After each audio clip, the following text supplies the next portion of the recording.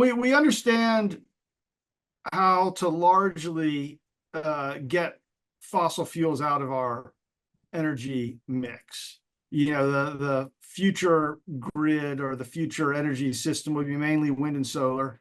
And I can confirm as a earth scientist that the sun does go down at night and the wind doesn't always blow. I learned that in a class. And but we know how to handle that. And so you know how to handle the intermittency. And basically you have good transmission. So you move power from where they have excess renewable energy to where you don't. So you have to build a nationwide, strong, resilient grid, and that will help a lot. But even then, there are sometimes you're not getting enough wind and solar, and then you need to have what's called dispatchable power you can just turn on. So batteries are clearly one way to do it. We can also do stuff like low temperature geothermal. I think that's a really exciting and emerging technology that uses the technology that's developed from fracking to basically produce these geothermal wells that can produce power, even in places not like Yellowstone, where the lava is close to the surface. And even if you say those technologies aren't ready, you could also imagine a grid that's mainly wind and solar, where natural gas counterbalances the intermittency. In fact, that's how the grid works today. In Texas, sometimes wind and solar and nuclear are 70% of our power for a few hours. And in those days, you throttle down natural gas. So in other days, they might be 20% of our power, and then you throttle up natural gas. So natural gas is presently our sort of balances intermittency. And so you could imagine a grid that has a lot of wind and solar, and natural gas is your counterbalancing, and you could run on average about 10% natural gas. So it's a 90% clean grid. Natural gas on average is 10%. Some days it's a lot more, some days it's zero, but on average over the year, it's 10% of your power is natural gas. And we would pay about the same as we're paying today for a much dirtier grid.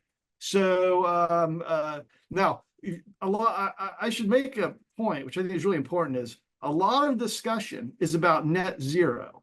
And it turns out that the cost of net zero, nobody knows what that's going to cost.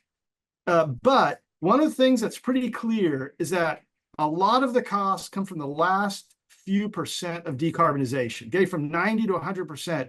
And the reason is that's the hardest stuff to decarbonize, things like international airline flights. You have to use some kind of biofuel. Nobody has any idea how much that's going to cost. So you'll hear these eye-popping numbers about getting to net zero. And, my view is that we have no idea what that's going to cost. The cost of that will be determined by innovation that occurs in the next few decades. People will either invent a cheap biofuel or they won't. And my guess is they will. If you look at the history, you look at how prices of these stuff has dropped, people are smart and technology is advancing rapidly. And, just look at the price of solar panels, look at the price of batteries, they're plummeting. And so my guess is that net zero actually will not be very expensive. But nonetheless, I acknowledge that we don't know. But the important thing is we can get to a nearly clean grid, 90% at no cost. Actually, and that's at no cost, sort of at the bill stage, the bill you get in the mail. If you look at all the other implied costs, these what economists call external costs of fossil fuels, those are enormous. Things like air pollution kills millions of people every year. Fossil fuels are a profoundly politically destabilizing force, because you have to keep the supply open all the time. We invaded the Middle East twice in the last 35 years in order to protect the oil supply. And the war in Ukraine is basically, we're buying, or the world is buying petroleum products from Russia, and then Russia used them to buy bombs to drop on Ukraine. I mean, it's really, it's a profoundly destabilizing way to generate energy that makes us much less secure. And so, you know, if you factor those things in, it is much cheaper to switch. You know, we will live in a much better, cleaner world, more secure, economically, politically, than the world of fossil fuels.